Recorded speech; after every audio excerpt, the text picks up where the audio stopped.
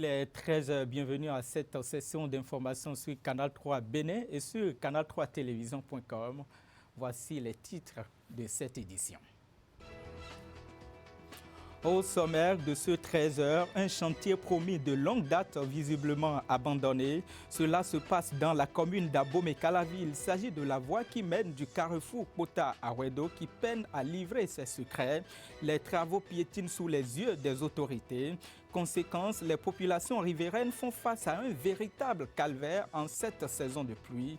Herman Parfait à Niambosso a enquêté son document à suivre dès le début de ce journal.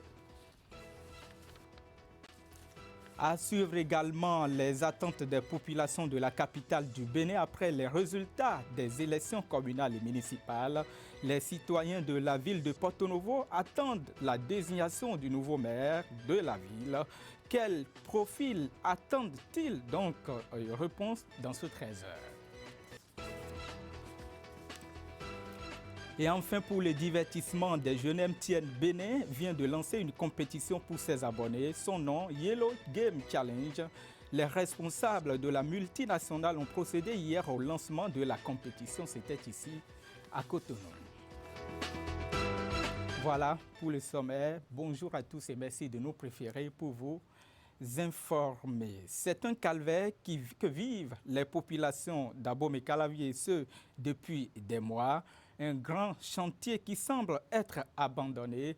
Il s'agit bel et bien de la voie qui mène du carrefour Kota à Wedo, mais qui peine donc à livrer ses secrets. Les travaux lancés depuis plusieurs mois piétinent malgré les nombreuses descentes des autorités pour booster le niveau d'exécution.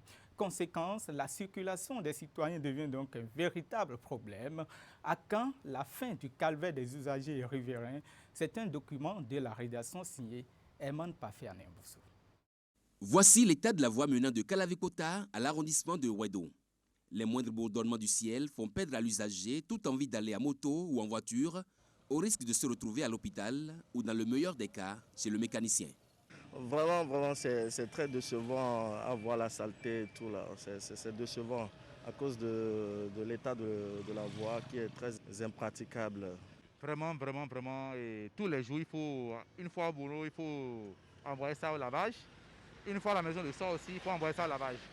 Ce qui fait que nous dépensons énormément dans chaque fois l'entretien du véhicule. Et tout à l'heure, j'étais même en panne. Et ce n'est pas le seul point noir sur ce tronçon qui dessert plusieurs quartiers de la cité dortoir du Bénin. Autant dire, c'est tout le trajet qui prend des allures d'un parcours du combattant.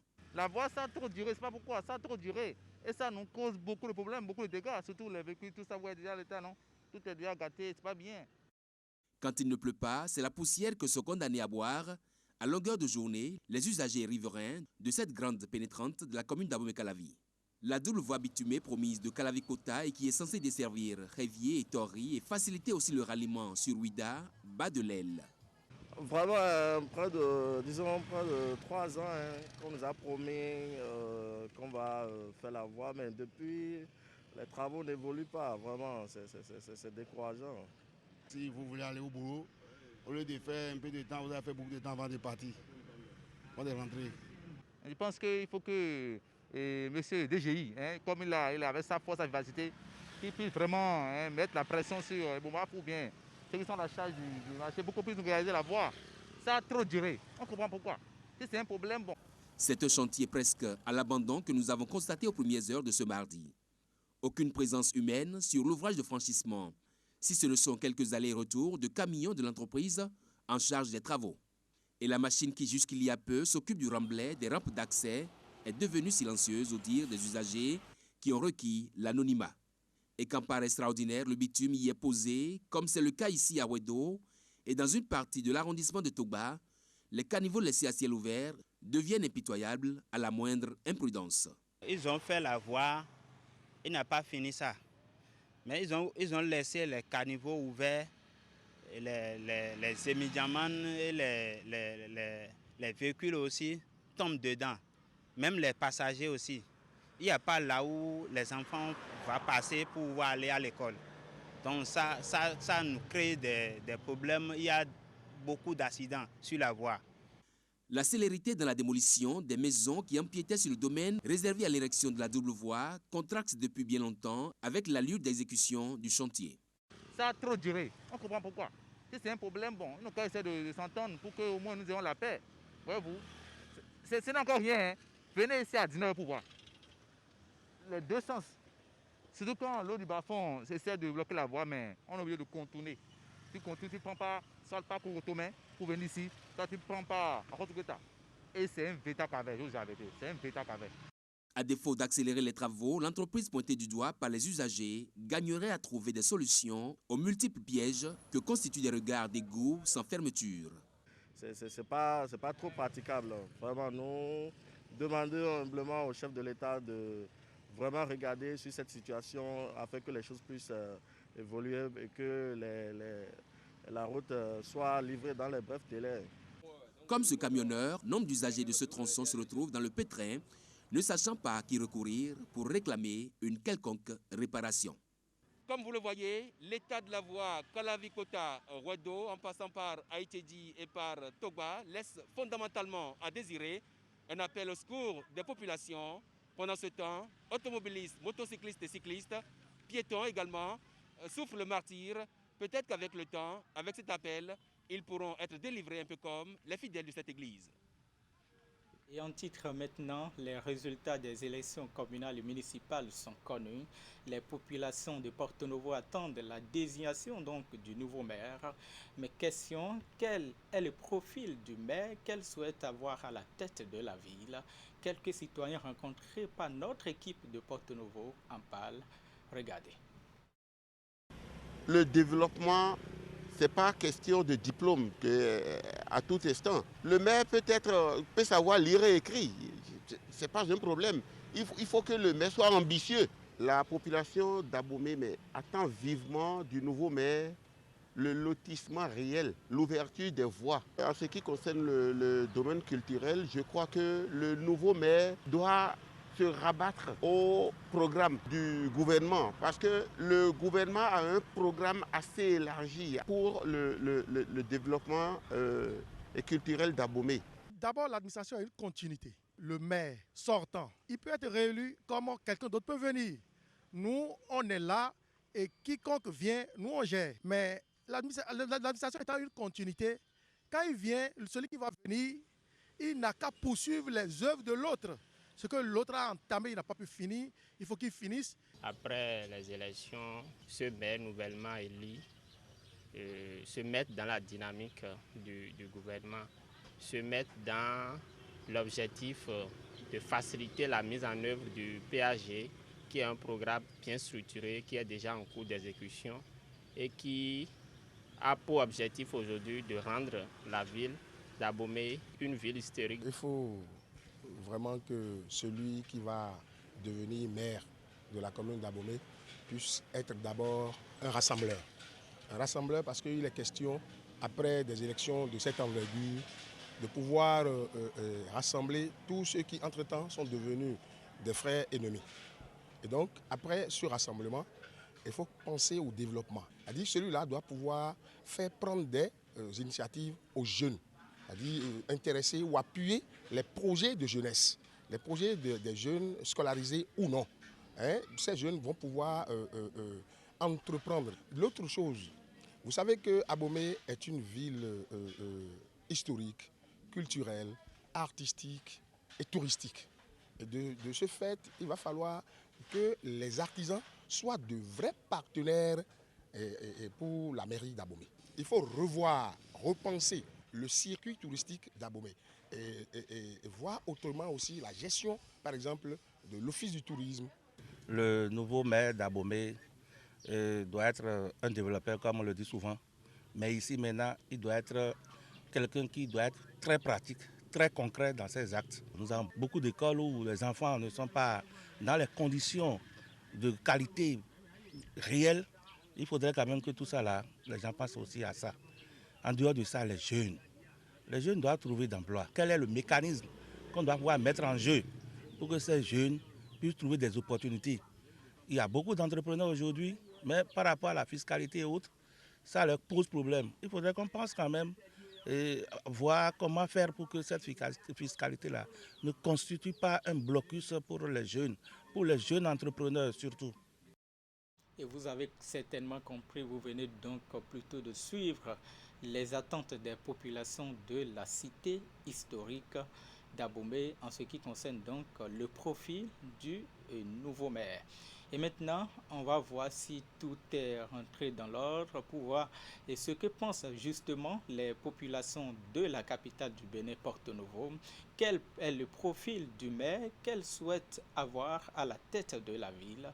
Quelques citoyens rencontrés par notre équipe de la ville nous en parlent. Regardez. Je crois que le profil du nouveau maire de Porto-Novo, c'est simple à décrire selon moi. Ce maire doit être au pas. Ce maire doit suivre le rythme du travail du président Talon. Sinon, il sera totalement en retard et risque d'être décrié. Ce maire, c'est celui-là qui doit être prêt à faire la reddition des comptes régulièrement aux populations de Porto-Novo. Ce maire, ça doit être un maire dynamique, prompt à réagir, prompt à travailler, prêt à travailler 24 heures sur 24. Non, je sais qu'il y a des conseillers dynamiques qui ont été élus, des conseillers engagés qui ont été élus. Je ne veux pas citer des noms pour ne pas blesser d'autres. Mais aujourd'hui, monsieur le journaliste, les prochains maires, de façon générale, doivent s'engager à suivre le rythme du travail du président Talon. Sinon, non, on aura perdu du temps. Monsieur le journaliste, les maires qui seront installés dès cette semaine ou la semaine prochaine doivent savoir que nous avons rompu avec le passé. Le passé qui consiste à partager seulement des primes, qui vont seulement, les maires qui vont seulement en session, ou bien les conseillers qui vont seulement en session pour dire, bon, combien je vais prendre.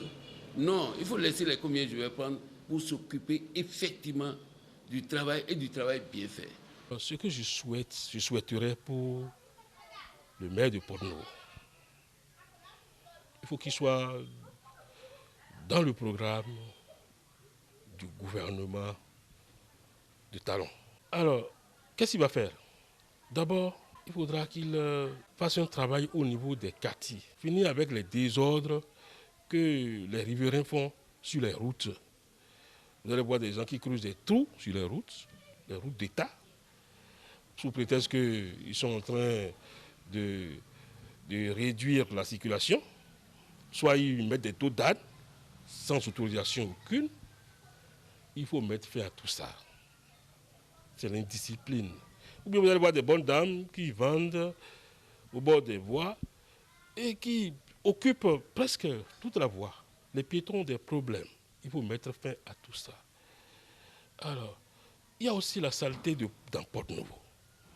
Surtout de nos routes. Il faut vraiment que ce soit, qu'ils prennent ça en charge. Que les routes soient balayées. La prochaine équipe communale doit être une équipe dynamique qui mène une offensive vers, je le répète, les populations à la base et avoir leur adhésion à la mission qu'ils veulent accomplir. C'est très important pour l'équipe communale de Porto-Novo. Et puis après, ils vont maintenant accompagner les efforts du gouvernement qui se voient déjà sur le terrain. Accompagner les efforts du gouvernement sur le plan des infrastructures, accompagner les efforts du gouvernement sur le plan social, accompagner sur le plan culturel, ainsi de suite, pour pouvoir essayer de redonner à cette ville-là, à la jeunesse de la ville de Porto-Novo, toute l'attente que cette jeunesse-là place en eux, en ce conseil communal qui sera installé. Je pense que les prochains maires doivent être des maires développeurs, des maires qui ont envie de faire des choses pour leur communauté, et des gens qui ont envie de hisser très loin le nom de leur commune. Parce que vous n'êtes pas sans savoir que quand on parle de patrimoine et de culture, il sera fait appel au tourisme.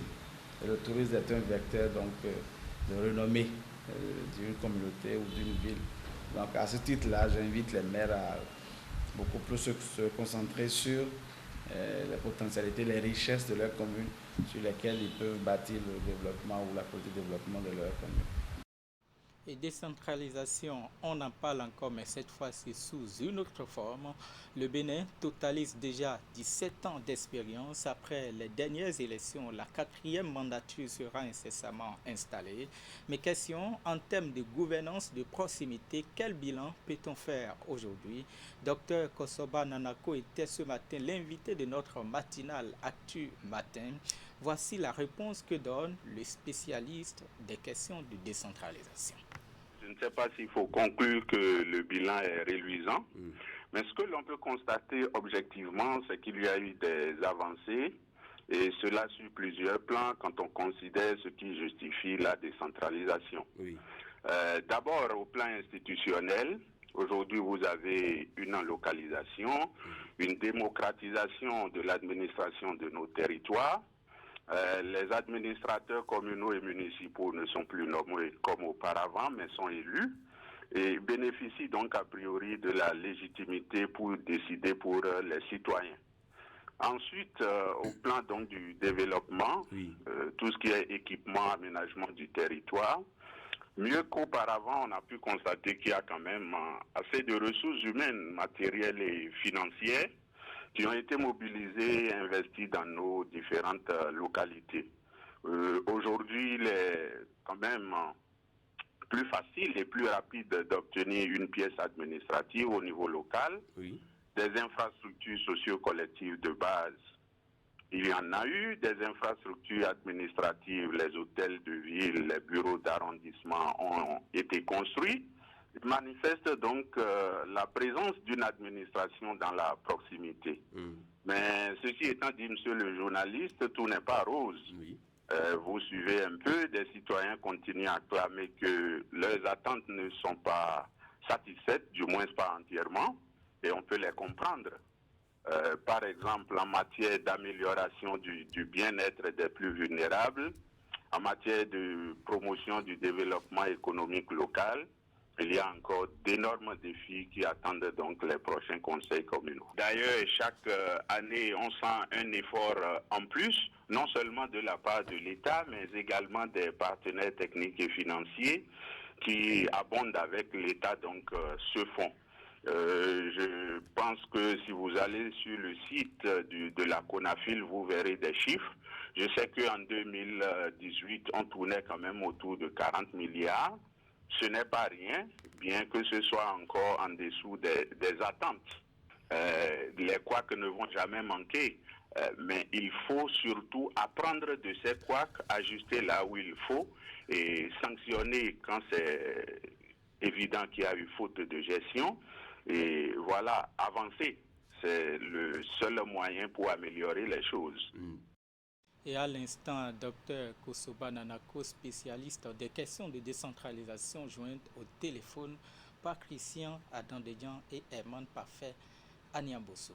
Coronavirus, on en vient maintenant. L'accompagnement du gouvernement dans la lutte contre la pandémie se poursuit. Les consortiums Malafia et l'ONG Union africaine pour le progrès scolaire étaient dans les locaux du ministère de la Santé mardi. C'est bien pour témoigner leur soutien à l'État béninois. On va voir ça, on va voir la cérémonie de remise de chèques avec Ingrid Ouliat Sanossi. Un chèque d'une valeur de 5 millions de francs CFA remis au directeur de cabinet du ministre de la Santé. C'est l'apport du consortium Alafia pour accompagner le gouvernement béninois dans la riposte contre la pandémie du coronavirus. Dans un pareil contexte, même affecté par cette crise sanitaire, les systèmes financiers décentralisés du Bénin et leurs associations professionnelles ne sauraient rester observateurs des efforts du gouvernement et du peuple béninois pour vaincre cette pandémie. L'ONG Union africaine pour le progrès scolaire, UNAPROS, a elle également répondu à l'appel à la solidarité nationale du gouvernement avec un chèque de 3 500 000 francs CFA et des dons en nature tels que des masques, des bidons de javel et des gants médicaux. Je voudrais porter à la connaissance du directeur de cabinet d'associer les ONG pour la sensibilisation de la population. Sinon, la télé, la radio, tout le monde n'a pas accès. Nous sommes conscients que c'est ensemble que nous allons pouvoir venir à bout de cette pandémie. Tout en remerciant les différents donateurs, le directeur de cabinet du ministre de la Santé a saisi l'occasion pour rappeler l'importance du respect des gestes barrières recommandés par le gouvernement. Et toujours parlant des stratégies élaborées pour lutter contre le coronavirus au Bénin, le monde universitaire et scientifique joue sa partition. Un enseignant de l'Institut national de l'eau de l'Université d'Abomey-Calavi a réfléchi et proposé des distributeurs automatiques de gel. Ceci pour faciliter le respect des mesures barrières. L'inventeur a pour nom Dr Flavien Dovonou. Une équipe de notre rédaction est descendue dans son atelier pour découvrir le processus de son innovation. Idriss Boukari. À côté de ses conséquences dévastatrices, la pandémie de coronavirus vient révéler davantage le génie béninois.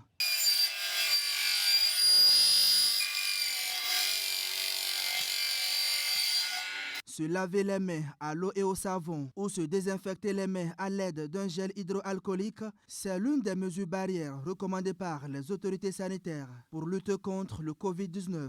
Mais il y a des risques de contamination dans l'utilisation publique de gel si l'on ne prend des précautions. C'est la réflexion menée par cet enseignant de l'Institut national de l'eau de l'Université d'Abomey-Calavi. Je suis allé quelque part dont j'étais le nom et j'ai vu un gardien.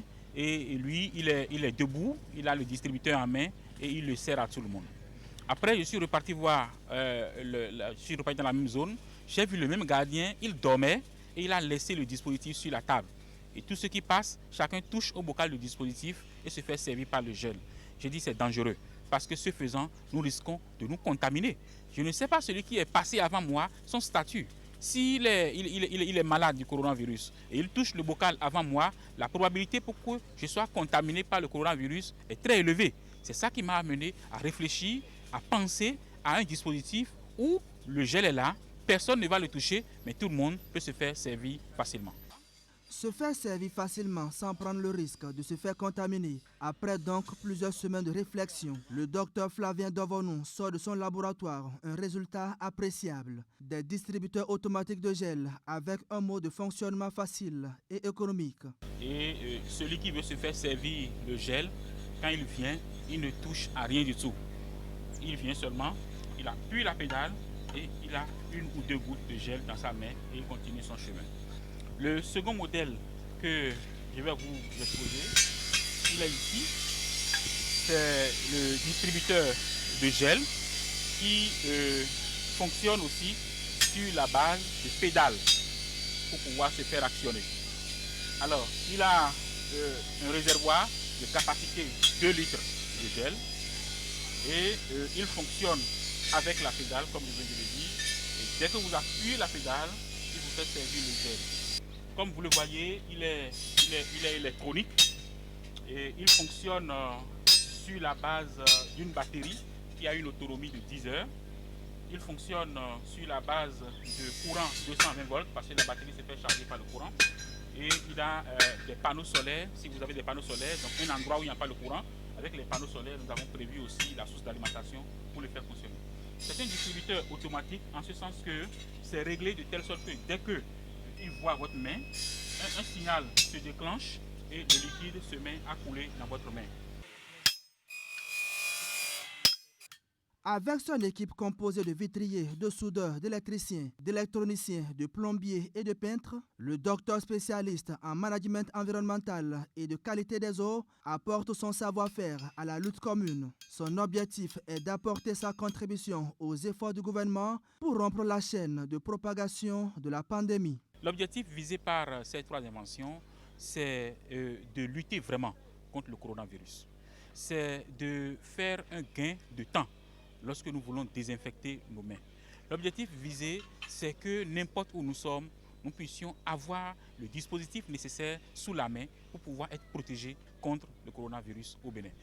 Au-delà d'une contribution à la lutte contre la crise sanitaire, cette initiative crée d'emplois aux jeunes artisans qui étaient impactés par les conséquences économiques de la pandémie.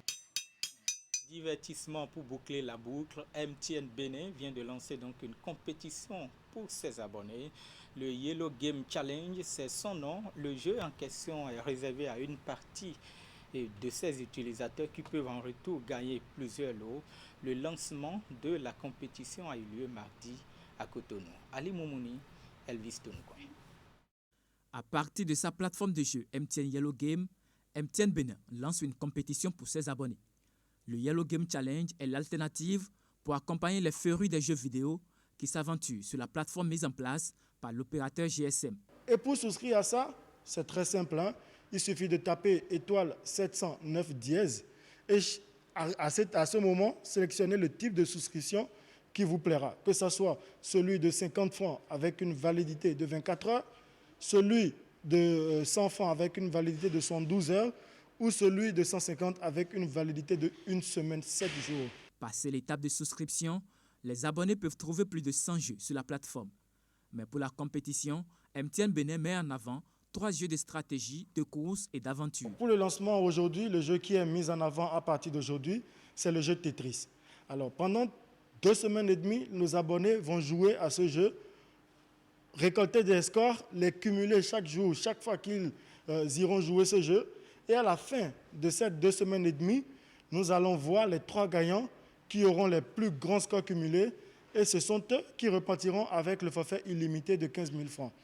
Alors, le deuxième jeu pour la 2e semaine et demie, c'est le jeu de voiture, Grand Prix Héros. Pour nos abonnés qui sont fanatiques des jeux de voiture, c'est un très bon jeu pour eux. Ça va les amener à se surpasser et à également cumuler des scores pour pouvoir également gagner des forfaits illimités à la fin de ce challenge. Et pour finir, le 3e jeu, c'est le jeu de Tom et Jerry. Tom et Jerry que nous avons l'habitude de regarder à la télé en dessin animé. Alors MTN Bénin l'a ramené en jeu sur la plateforme Yellow Game. Alors pour ce 3e jeu, il suffit à nos abonnés d'y jouer, de cumuler également des scores pour pouvoir faire partie des heureux qui vont repartir avec les forfaits illimités. De même, à la fin, que les consoles qu'on va donner à 3 d'entre eux qui auront cumulé les plus grands scores sur ces 3 différents jeux. Démarré ce 26 mai 2020, le Yellow Game Challenge de MTN Bénin est prévu pour durer 51 jours, à raison de 17 jours par jeu. La plateforme MTN Yellow Game, disponible depuis décembre 2019, est quant à elle accessible à travers tout téléphone à Internet. Dès que vous souscrivez à Yellow Game, il vous suffit tout simplement d'activer tout simplement les données mobiles. Que vous ayez un forfait, que vous n'ayez pas un forfait, vous avez dès lors accès à la plateforme Yellow Game. Et vous pouvez jouer quand vous voulez, comme vous voulez et où vous voulez. Et c'est cet élément divertissement que se referme ce journal que je vous remercie et d'avoir suivi.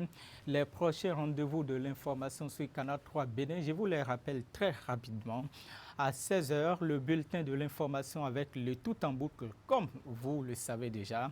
À 19h30, la grande édition du soir avec Wahab Alikbara.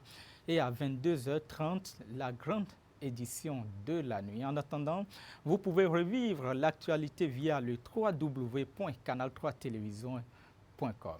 À très bientôt.